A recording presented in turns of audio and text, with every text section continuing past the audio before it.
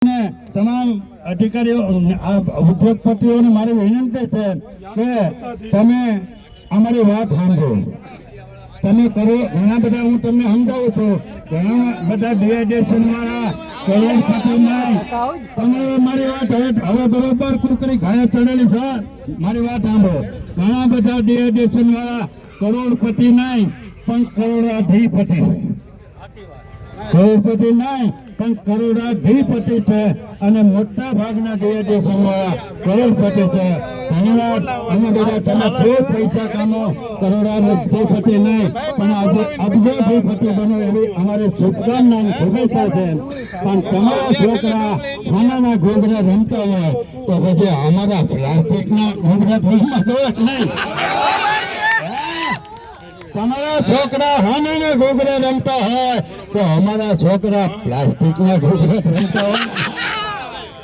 તમારા છોકરા 1200 રૂપિયાની કિલો કેરી લઈ આવીને ઘરે ખાય તો અમારા છોકરા 10 રૂપિયાની તરબૂચ લઈ આવીને અમે 1200 રૂપિયાની કેરી નથી ખાઈ શકતા તો અમારા છોકરા રોજ 10 રૂપિયાનો તરબૂચ ખાય કે કિલો. એવા તમે અમને એવા ન રહેવા દો.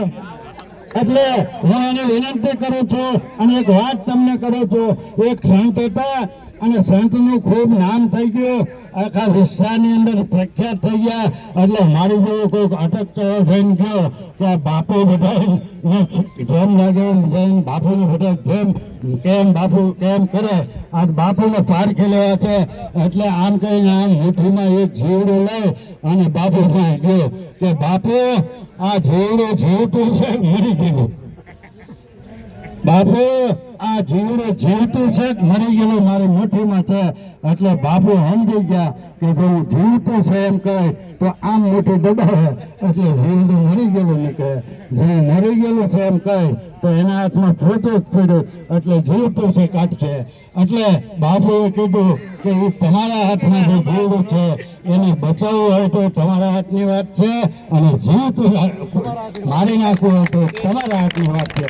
એમ ડિહાઇડ્રેશન વાળા જો ધારે તો તમારી ડુંગળી તમામ ડુંગળી 300 રૂપિયાની માં આખા ગુજરાતની ખરીદેલા મળતા. ડિહાઇડ્રેશન વાળા તો એકેને આમ છાતીમાં એક ઘા લાગે ને એવું નિશાન નથી પડે. પછી ક્યાં વાત નહીં. આમ કરીને આમ એના ખંભામાં ઇન્જેક્શન ડોક્ટરે દીધી હોય ને આમ 100 ખૂટાડે ને એટલું એમાં ક્યાંય નુકસાન નથી થાય. અને જો આપણને ન આપે તો આપણા છોકરા રોગા વગરના થઈ જાય. તો આવું તો આ તમારા હાથની, આ સરકારની, આ રાઘવભાઈ કૃષિ મંત્રીના હાથની વાત નથી. આ મુખ્યમંત્રી ભૂપેન્દ્રભાઈ પટેલના હાથની વાત નથી. આ નરેન્દ્રભાઈની હાથની વાત નથી.